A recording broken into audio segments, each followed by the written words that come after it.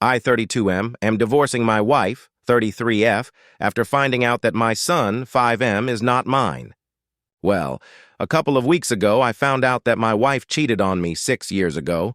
The way I found out is that her sister told me after going to visit her to find out how the delivery of her first child was. She confessed to me that 6 years ago my wife told her that she slept drunk with her best friend. In her words, my wife was very sorry.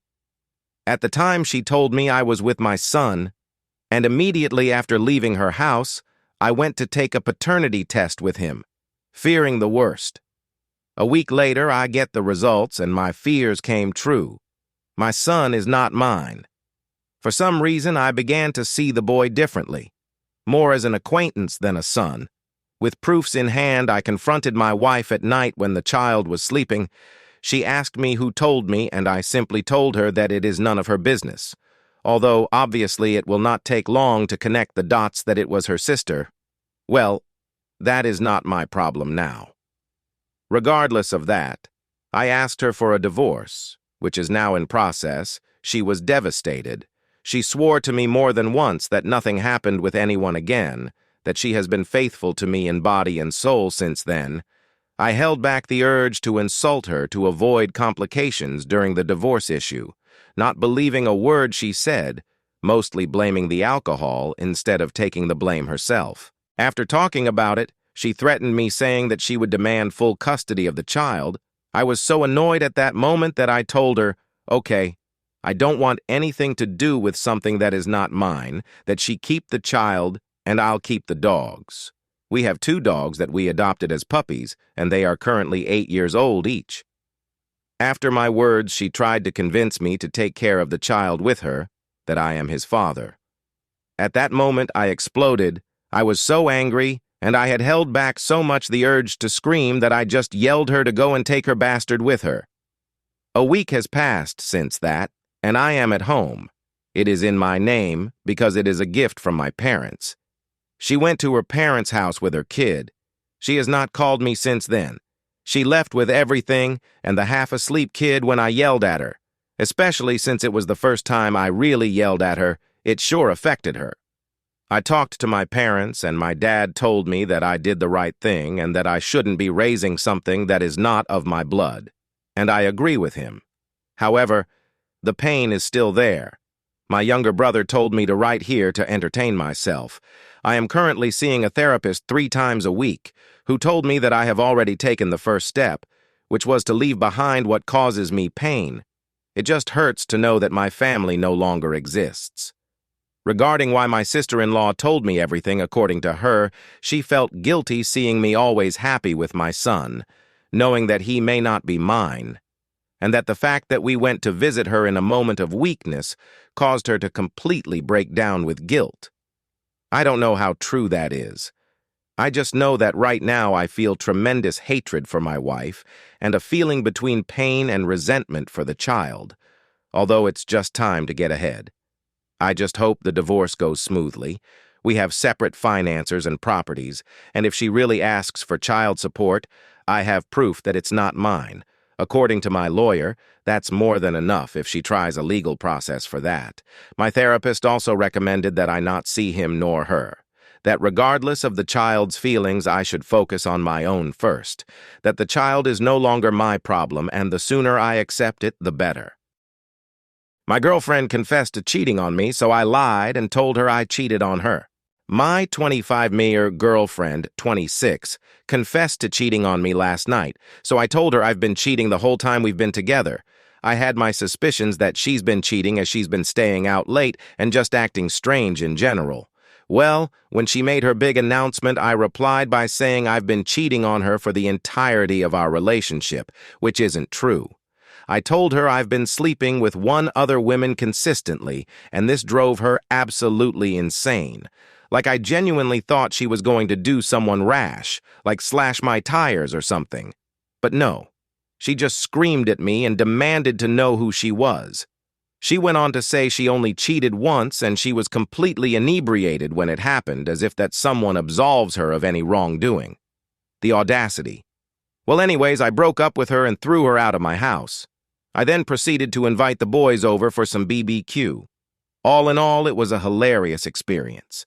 I know it's not a crazy story, but I thought it was funny enough to share. I got both sides of a cheating story.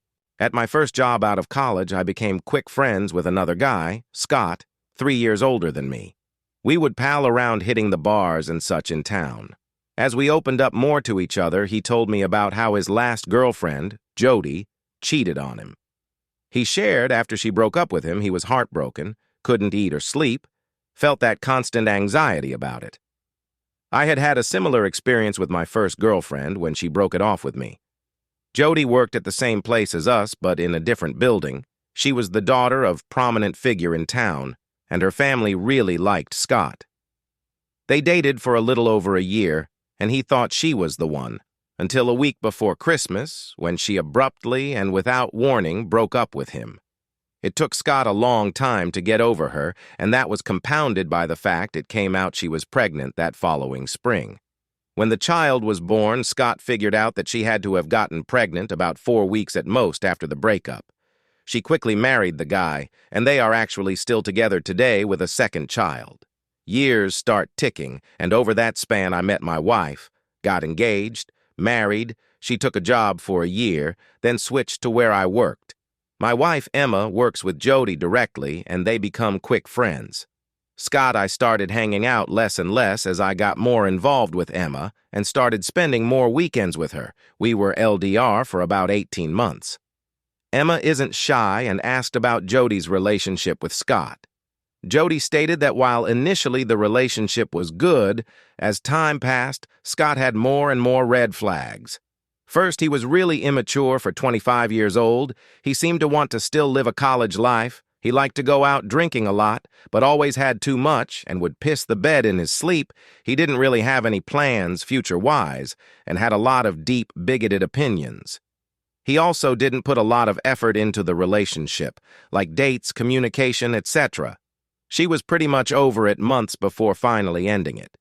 She would bring up concerns, and he would always play victim, guilt-trip her, all while her family thought he was just great, and would kind of dismiss her concerns if she talked to them about Scott. Jody said her family didn't hide the fact that they were upset she broke up with him. Finally, she had enough, knew she just had to end it, take her things and go. She needed to be quick and stern and not show emotion, or she would just get guilted into staying. And that's what she did in December. Not wanting to just sit around wallowing, she took a friend up on an invite to a New Year's Eve party where she met a guy, Carter. They exchanged info that night and had their first official date that week. When Jody started puberty in middle school, she had horrible menstrual symptoms and had been taken to see a specialist. They managed to get her symptoms under control, but through the tests discovered she did have a reproductive issue. I don't remember what, but she did tell Emma. The doctors told her and her parents then that it would be extremely unlikely that she ever conceived naturally.